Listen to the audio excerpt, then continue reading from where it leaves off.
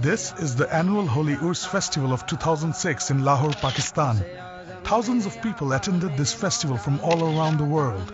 It is a place for Muslims to come under one roof and pray to the Almighty Allah. It is a place where Muslims go to seek forgiveness from the Almighty while praying for days in a row. Lots of Malangs or Sufis visit and dance to holy Sufi music.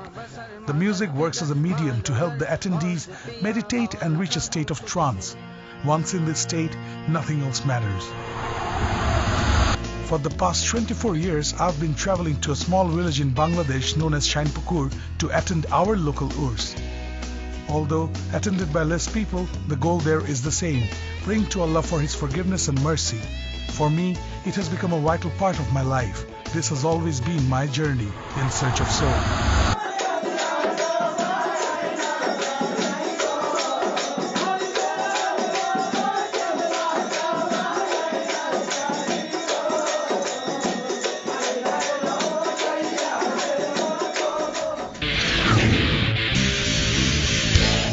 I am Kazi Riad Omar, a final year film student from Bangladesh studying in London. I like to party hard and play drums in my own thrash metal band.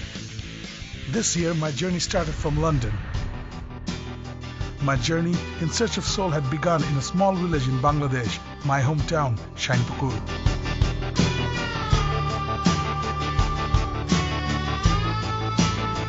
Shainpukur is just 50 kilometers from the capital city Dhaka. Located by the shore of river Padma and home to about 300 people, it's like heaven in an overpopulated third world country. But come December, everything changes. A festive mood keeps everyone busy as the main host family divides jobs among the people. Some start with the sacrifice of the goats and preparing for the feast that will take place tomorrow. Others get busy cooking shirni, a local form of custard made of rice, while the remainder of the people get busy cleaning the big town hall known as Bangla. This empty room will soon play home to the participants of this year's festival. Urs, as it is known among the participants, is an Islamic festival that is celebrated on the birthday, death anniversary, or any historically significant day established by a religious person.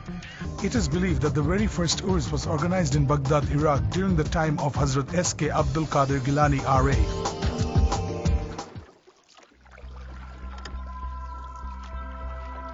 Legend has it that in the year 1920, an Islamic religious man named Pir Sahib Hasrat Abdul Qadir Afendi came to Shainpukur with his family upon the request of the then landlords or zamidars of the village. He travelled 250 kilometers by boat from the Chiringa village in Cox's Bazar district. The zamidar and his family were soon inspired by the Pir's wisdom and knowledge on Islam. They became his muridans or pupils. The Pir Sahib decided to establish the practice of Urs in the name of his brother Shah Sahib. He chose the dates 23rd, 24th and 25th of December, as most working people had the day off due to the Christmas holidays. His mystical powers astonished the locals as he verified the existence of the Marifa method of Islam. So what is the Marifa method? To find out, I decided to speak to Mr. Kamrul Huda and Dr. Kazi Akram, both of whom have been part of this festival for over 50 years. Section called Marifa, which is, it does not bear any logic. And the other part is Sharia. And that is, so that both of them are Sufis, but these are the two ways. Sharia is the Quran and Sunnah, but Marifa is the Chishtiya, the way of the Chishtiya. More mystical kind of occultism, kind of meditation through some kind of music and some kind of Islamic way, and then you become a crazy person. Not being born at that time meant I had to speak to someone who actually did witness the mystical side of Islam. Mrs. Fazilatul Nessa is the youngest daughter of the late Zamidar of Shainpukur, and she has been around since the very first Urs. My mum had severe stomach cancer and was dying. Doctors came down from Lahore and formed a board. They told my mum that she had only 15 days to live. Then we heard that the sister of Pir Sahib had come down from Cox's Bazar. She fed my mother different types of curry and rice. My mother was so full, she said it was the best meal she'd ever had. The only medicine prescribed to my mum was to commit no sin, pray regularly, and be charitable. She told my mum, "You will live to see your son grow, get married, and have children. Only then will you die. My mother made a full recovery and lived another 25 years. One of the doctors told her afterward that she should have died. There has to be a greater power to this mystery. Do you understand? We saw it with our own eyes. This is simply amazing. I started off this whole documentary to find out about the festival and just talk about the whole incident, but it was totally random and spontaneous how the whole room lit up and everyone started talking about the different stories and incidents surrounding this festival. While I was engrossed in my conversation and learning about the Marifa method, news came in about the arrival of the people of Baisha. These people have been following the Pir Sahib's Urs for the past 70 years. With time running out, I left my discussion and made my way to the shore of River Padma. As you can see behind me, they've already arrived. In a moment now, due to the lack of lighting, they can't make their way, but soon they'll be through. And with music filling up the air, they'll make their way onto Bangla, the tin-shed room. As soon as the elders get off the boat, the zikr begins, a spiritual chanting in the name of the Pir. They make their way towards the town hall while dancing and chanting. Upon reaching the area, all the participants circle the graves of the Zamidars 3 times, a sign of respect. Finally, they make their way into the empty hall. Soon the festival will be underway and the Holy Urs of 2010 will begin. News spreads about the arrival of the people of Baisha. The host family prepares the candles. Once prepared, the candles are then given to the main host of the festival. Escorted by close family members and other village elders, the host brings the candles to the town hall. People start to arrive, and soon the once empty town hall is full of participants. The candles are lit, and so begins the prayer session which will mark the beginning of the festival.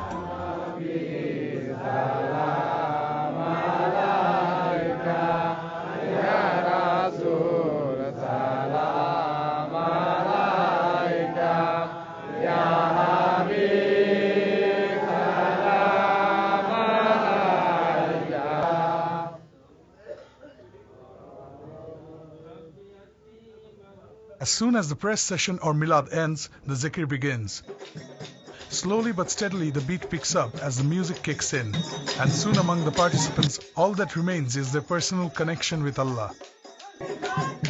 The zikr goes on till the Fajr prayers. While some women witness the extraordinary practice inside the town hall, other women are in the host family's room where they perform the zikr in the presence of the oldest member of the family. Simultaneously, the festival goes underway as men and women meditate. By 4:30 in the morning, the time for the prayer is almost near. Everyone joins together, holding shoulders to form a circle. For me, this is an experience like none other. I follow the crowd and the host to the corner of the room where the shirni is placed. Chanting the name of Allah, I reach a weird state of trance. Suddenly, it does not matter who I am or who is beside me. All that matters is for my prayer for forgiveness to be heard. The chanting fades as the main imam starts the munazat or prayer.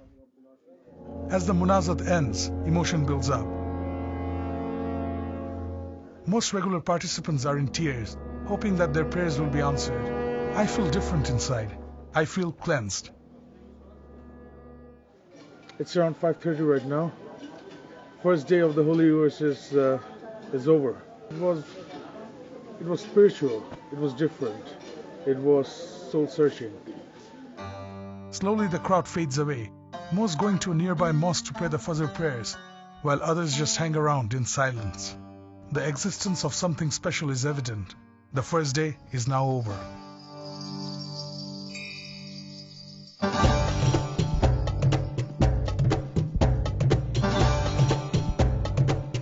Like yesterday, today is no different. By 8 a.m., everyone starts preparing for the feast that is to follow at lunch. The shore of River Padma plays host as the pots and pans are cleaned. Meanwhile, the sacrificed goats from the previous day are being prepared on the other side of the village. By 2 p.m., crowds from neighboring villages join the participants for a grand feast. The menu for the day is goat curry and white rice. The meal has never been changed. Goat was chosen to accommodate people from all religions, as it is believed that Baro Pir Sahib, the man on whose honor the festival is celebrated, had followers and students from all religions and walks of life. Hundreds of people are given free and unlimited food.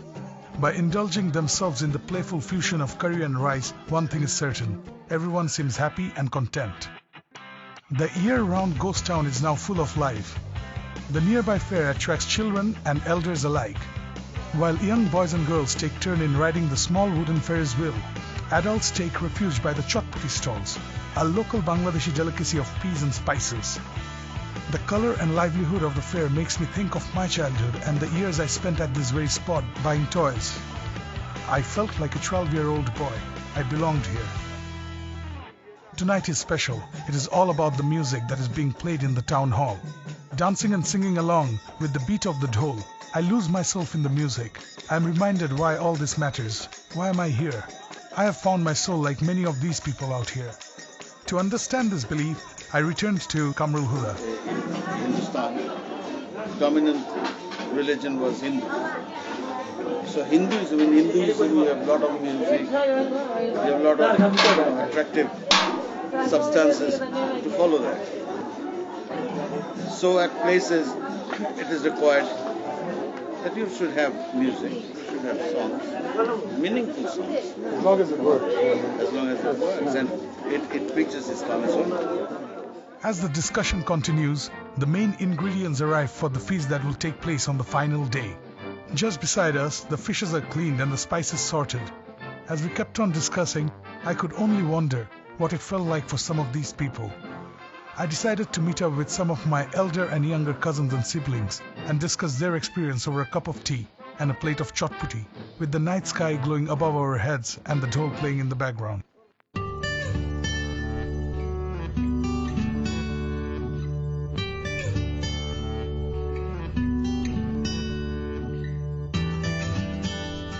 The end of the Holy Urs of 2010 lurks on the horizon as I make my way to the main house to meet up with the family members. Behind the main house, the meal is being cooked. The menu for the day is spicy fish curry with pulao rice, a delicacy anywhere in the world. But there is something about this particular one that even after 24 years makes my mouth water. Mrs. Jahanara Begum is the oldest member of the host family, and her job has always been to arrange the food and make sure everyone is well fed. The final feast is never that emotional or spiritual. It is more about connecting with the participants and sharing our experience. I sat down with my family members for the final meal. Okay, so just thought about coming down and saying something about how things are going. Just had my lunch, the whole pulao rice and a really mean fish curry, which was excellent. Fried fish, it was awesome. And kind of feeling sad that the whole thing is coming to an end. It's been a long 3 days and around 2 nights. I had loads of fun, and overall it was simply brilliant. The great novelist George Moore once said, "A man travels the world over in search of what he needs and returns home to find it." Having traveled thousands of miles just for this occasion, I am nostalgic. I am reminded of all my past year experiences. In this small village is where I find myself every year. This is what defines me. My journey in search of soul has been spiritual, entertaining, and a self-finding one. With all these thoughts roaming in my mind, I walk to the village mosque just in time for the Asr prayer. The azan begins, so ends my journey in search of soul.